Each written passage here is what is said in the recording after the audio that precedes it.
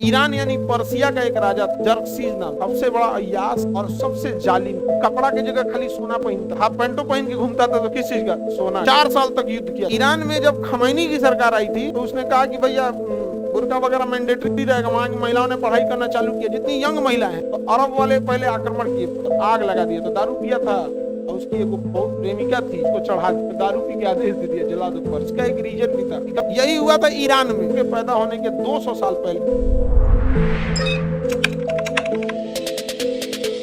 Iran पहले Persia था। तो अरब वाले पहले आक्रमण किए, पर्सिया को बर्बाद कर दिया। सिकंदर जला दिया था पर्सिया को।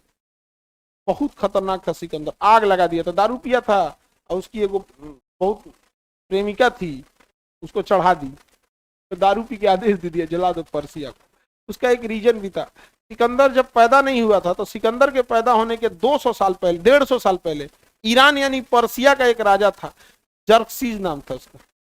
जर्कसीज सबसे बड़ा अय्यास और सबसे जालिम था। वो कपड़ा की जगह खाली सोना पहनता था, हाफ पैंटो पहन के घूमता था। तो किस चीज का? सोना का। और यहाँ जंजीर उंजीर लटका के रहता, किस चीज का? सोना का। इतना मतलब ओकरा सोना एकदम रहता था। और जो रथ लगाया था, रथ किस चीज का था? सोना का। और उस रथ को घोड़ा नहीं खींचते थे, गुलाम लगे होते थे खींचने के लिए। और उस रथ पे बैठता था और रथ उसका था 40 सीढ़ी चढ़कर। रथ पे जब चढ़ता था 40 सीढ़ी चढ़ के। जर्कसीज दुनिया का सबसे बड़ा अय्यास और पैसा फूंकने वाला जर्कसीज गया तो सिकंदर के मोहल्ला पे हमला कर दिया। और जर्कसीज, सिकंदर पैदा नहीं हुआ, 150 साल पहले की बात है। और सिकंदर का एरिया जो था ग्रीक, उसकी राजधानी एथेंस को जला दिया। राजधानी एथेंस को क्या कर दिया? जला दिया। बाद में जर्कसीज चला गया आज के ईरान यानी पर्सिया में रहने के लिए। ठीक है, इधर जर्कसीज मरा। जर्कसीज के बाद धीरे धीरे कमजोर हो गया। उसके बाद आया यहाँ पे डेरियस 3। कौन आया? डेरियस 3। यहाँ पे राजा हो गया डेरियस 3। याद रखिएगा, इसी का जर्कसीज का परदादा भारत पर आक्रमण करने वाला पहला राजा रहता है। वहां पे भारत पर आक्रमण करने वाला वही पहला राजा रहता है वहां पे। उसके बाद में हम चर्चा करेंगे, अभी यहाँ बताते हैं भाई। यहाँ पर सिकंदर आया, और सिकंदर जब हुआ तो पढ़ा कि हमारे पे हमला कौन किया था? ये पर्सिया वाले हम पे हमला किया था। आया सिकंदर की सेना लेकर, मारा, पूरा पर्सिया को खत्म कर दिया। जर्कसीज किधर है? क्या मारा उसको? मारे 150 साल हो गया। क्या कोई बात नहीं, इतिहास जला देंगे यहाँ पे। पूरा पर्सिया को मार दिया, खत्म करके जीत लिया पर्सिया पूरा। आज का जो ईरान है पहले क्या था? पर्सिया। उसको कचरा कौन है? सिकंदर। और उसका सिकंदर रात में थक के 4 साल तक युद्ध किया। 4 साल में पूरा पर्सिया को अंत कर दिया। जब उसकी राजधानी पहुंचा तो थका हुआ था। तो उसकी जो सचुरन सबकी पहले बहुत प्रेमिका होती थी सब, वो दारू पी रही थी, उसी में चढ़ा दी। क्या राजा है, आपका पूरा खानदान जलाया था यही जर्कसीजवा।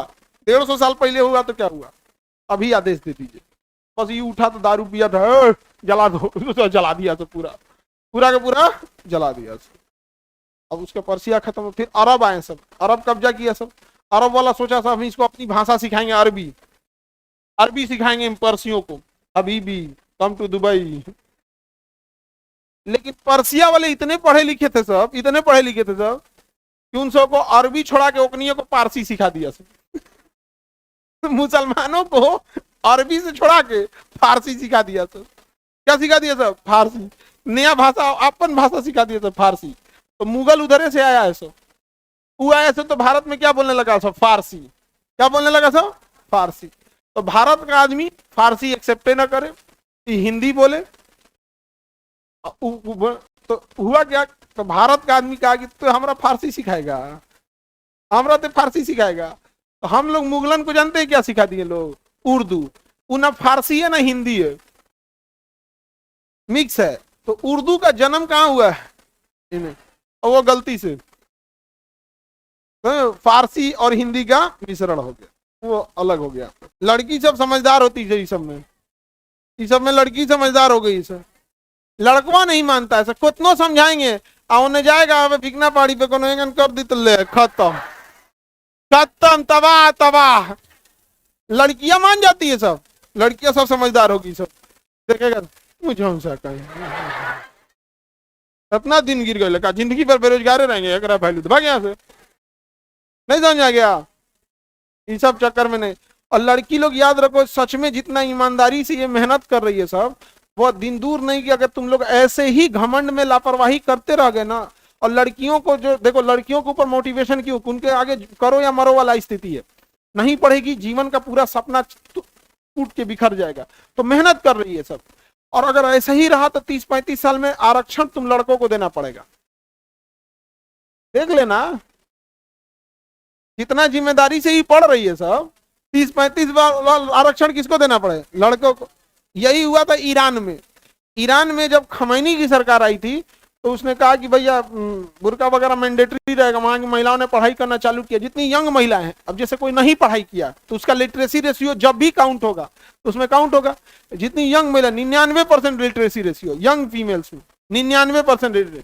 ईरान में कुछ जगहों पे पुरुष को आरक्षण